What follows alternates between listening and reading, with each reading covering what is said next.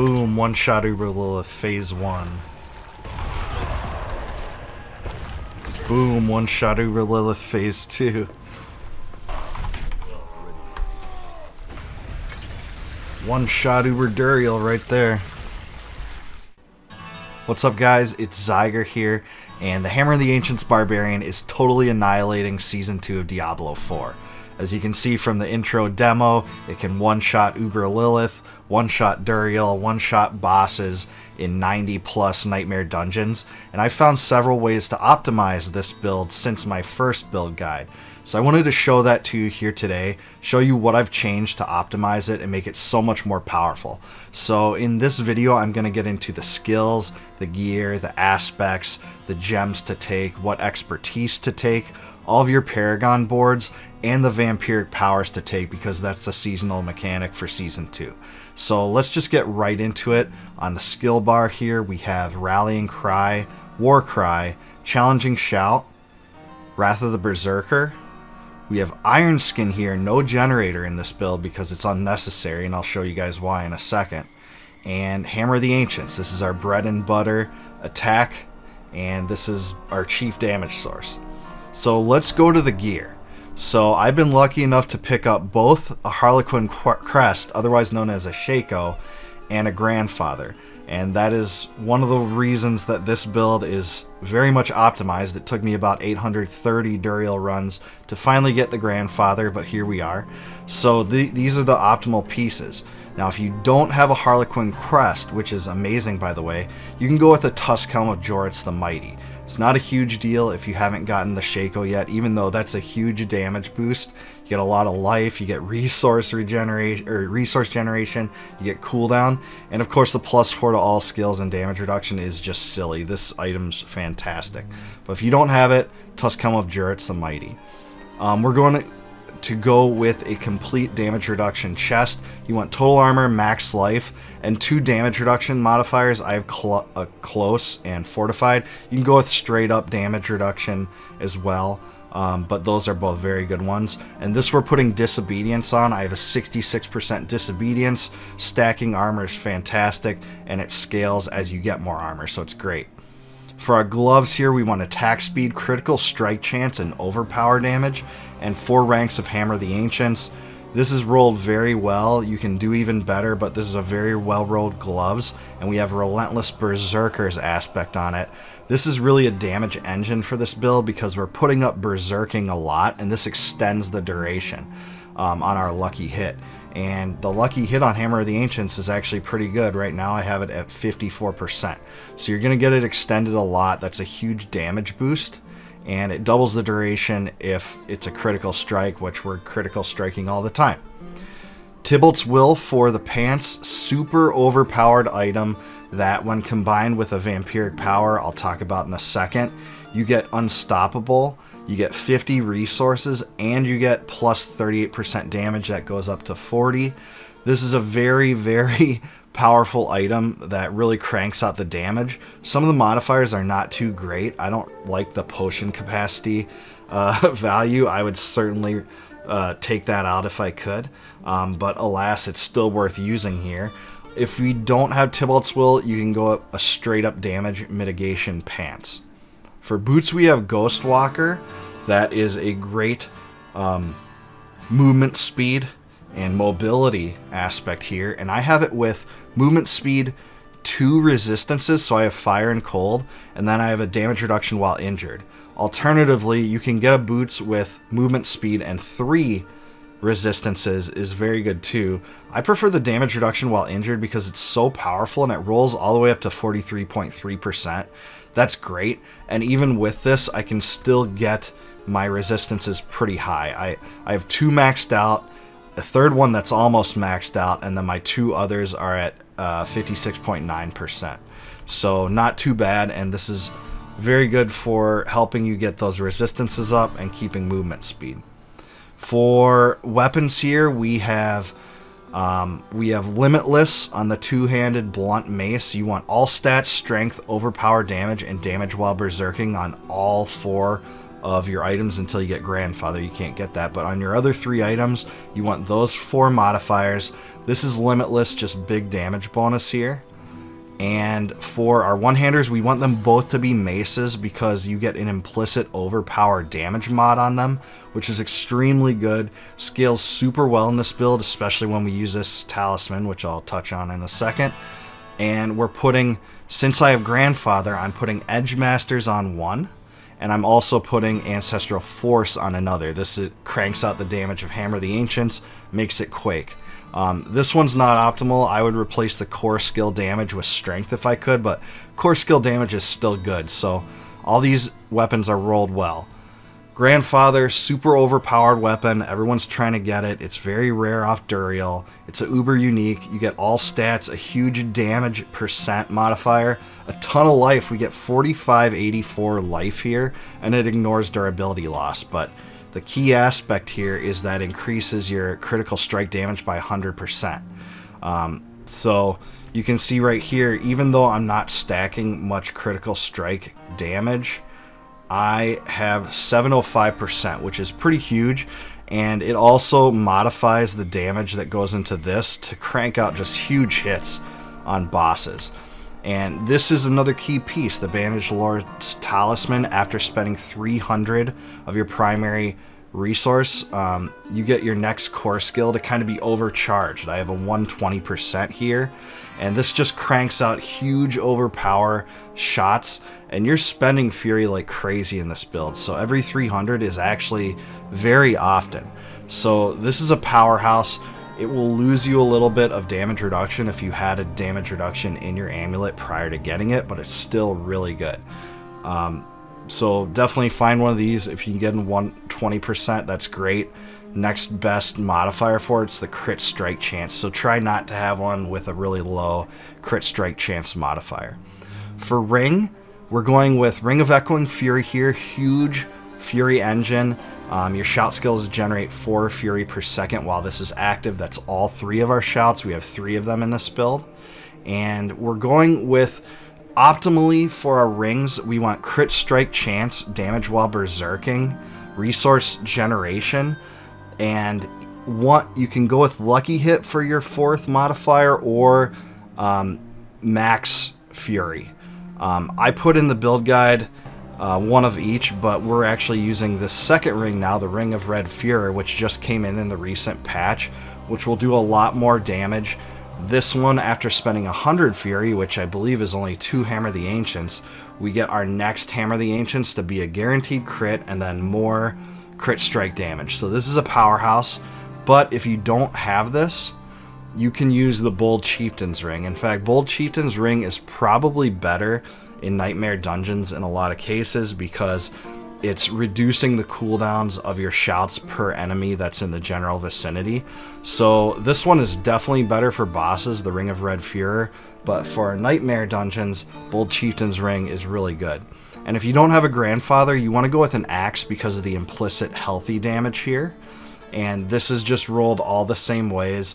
Prior to having Grandfather, I put Edge Masters on this and Limitless on my 2-hand blunt. So before you have Grandfather, you want 1 2-hander with Edge Masters, 1 2-hander with Limitless.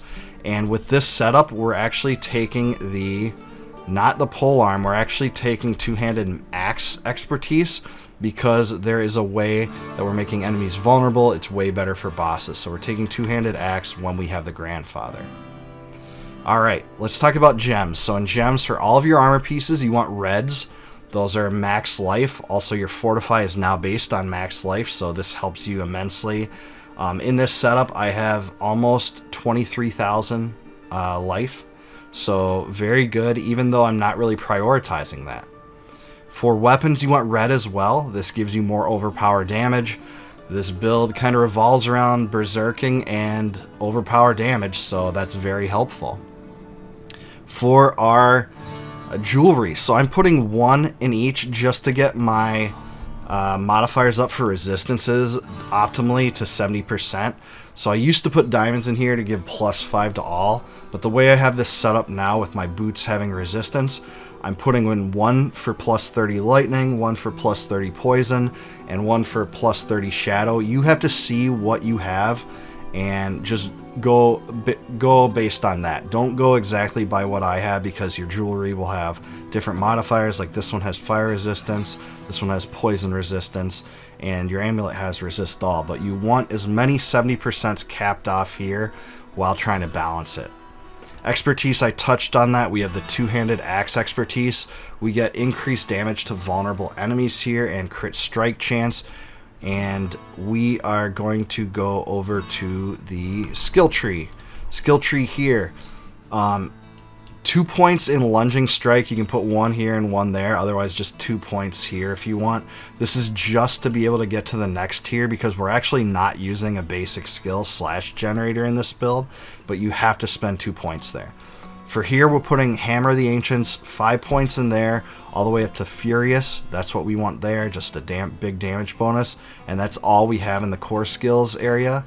Going down to defensive skills here. Defensive skills, we have 1 point in Rallying Cry, and then we're getting Tactical Rallying Cry.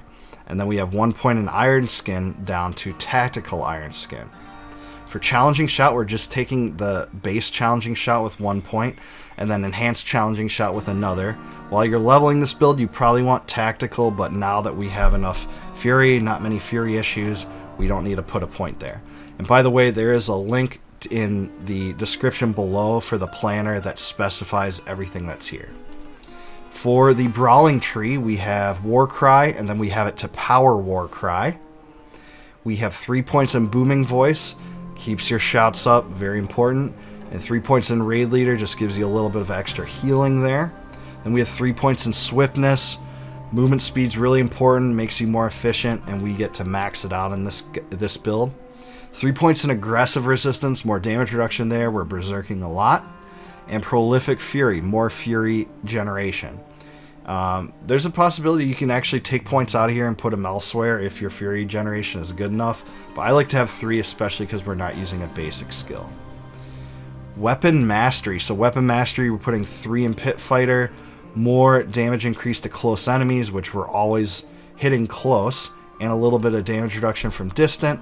We have 1 point in Thick Skin with the primary purpose of unlocking counteroffensive with 3 points. So more damage there. We're fortified a lot, over 50%. Down to ultimate skills, we have Wrath of the Berserker to Supreme Wrath of the Berserker. Very important damage cooldown. That is fantastic, and it makes us unstoppable. Not that we really need that because we have Tybalt's Will. But we're also putting 3 points in both Wallop and Brute Force. So you get more overpowered damage, and your bludgeoning weapons, which we're using for our Hammer of the Ancients, do more damage when the enemy is stunned or vulnerable, which it is because of a Vampiric Power that we're using, which I'll touch on in a second. And then Unbridled Rage. We do a lot more damage. It requires more Fury, but very important as well, this one is mandatory. Let's talk about the Paragon boards here. So Paragon Tree, I've optimized this to make sure we're getting as much berserking uptime, berserking damage. We're getting as much overpower damage as that we can, and we're trying to hit the most nodes possible to give us more power.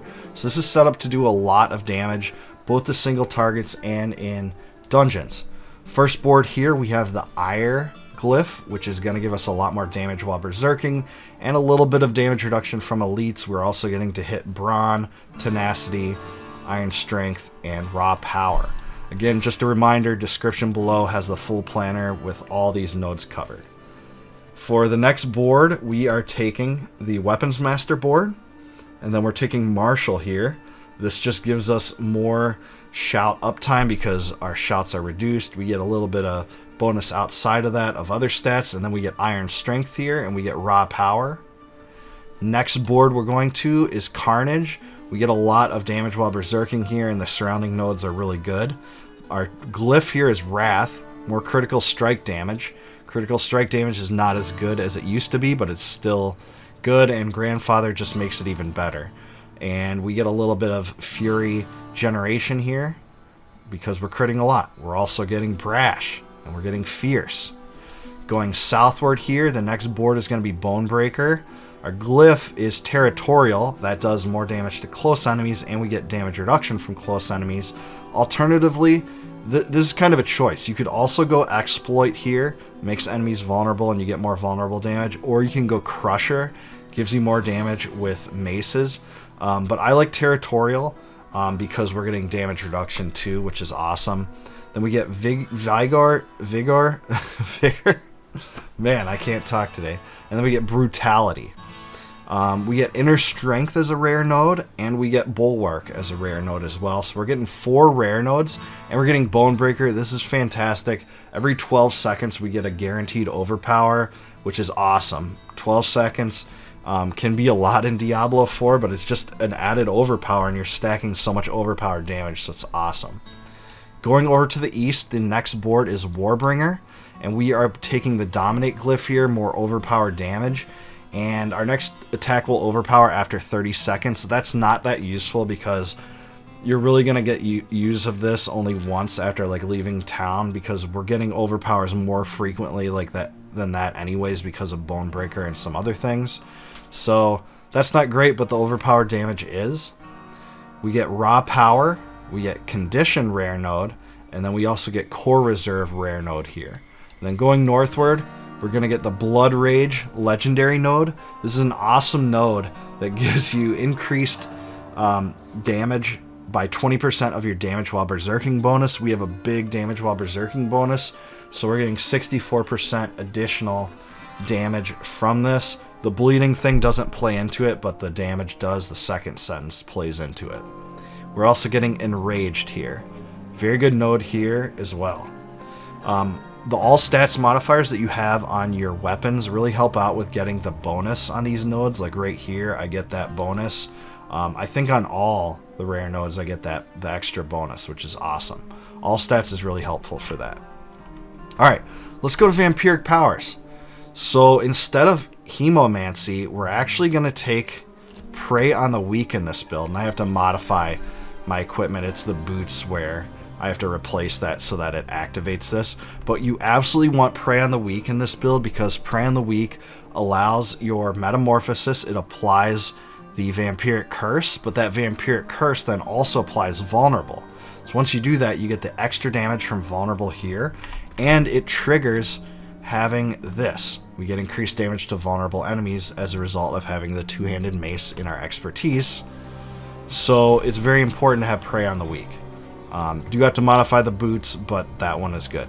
I would use Hemomancy in dungeons like you might have seen in some of the footage that I put up here. That's more useful for clearing out dungeons, but Prey on the Weak, way better for boss killing. Metamorphosis, stupid overpowered.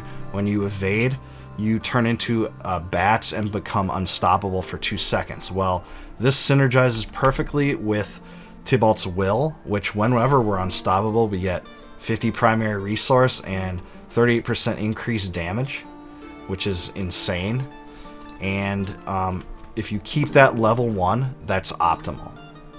When you keep it level 1, you're unstoppable for less time, which means you can use it more frequently, because when you use Metamorphosis, it doesn't work if you use it when you're already unstoppable. Otherwise, you won't get the 50 plus primary resource. So keep Metamorphosis at level 1.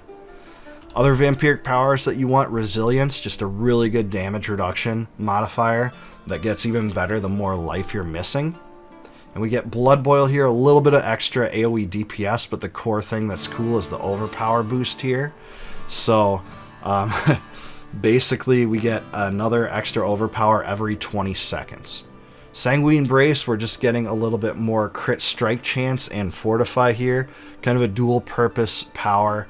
So these 5 are going to be the best for boss killing. I had a Hemomancy in there because it's better for Nightmare Dungeons, but default for this guide, we're going Prey on the Weak for boss killing. Alright, let me just show you a little bit of gameplay tutorials, how to play this build in Nightmare Dungeons and then bosses. Alright, so let's just do this Hallowed Ossuary 95. You can see I'm using my shouts. You want to kind of save your challenging for when you're around elites. You see I'm focusing my Hammer of the Ancients on elite packs. I basically one-shot that big pack of elites earlier. Coming through here, there's an Animus Carrier. Jump through him, trigger our Greatness, and destroy him. Basically one-shotting everything. You want to get away from status ailment stuff and explosions, of course. But basically, that's what it is. You can see I'm evading a lot, too, to trigger my Tybalt's Will and the Fury generation that comes with it. The Iron Skin gives that little bit more mitigation boost that you're going to want. Obviously, keep your potions in mind while you're doing this. But there you go, just destroyed a bunch of demons. And then we got this one. Gotta get the Animus. And that's pretty much the build, guys. This is a build where you want to focus your strikes on the elites.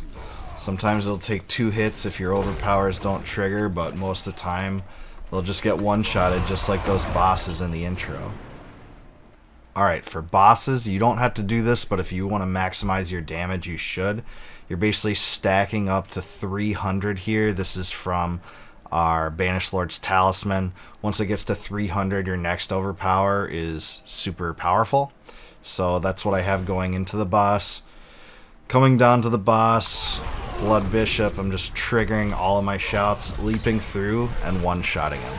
When I leap through via evade, it applies the Metamorphosis, and then if you're using Prey on the weak, it makes them vulnerable as well.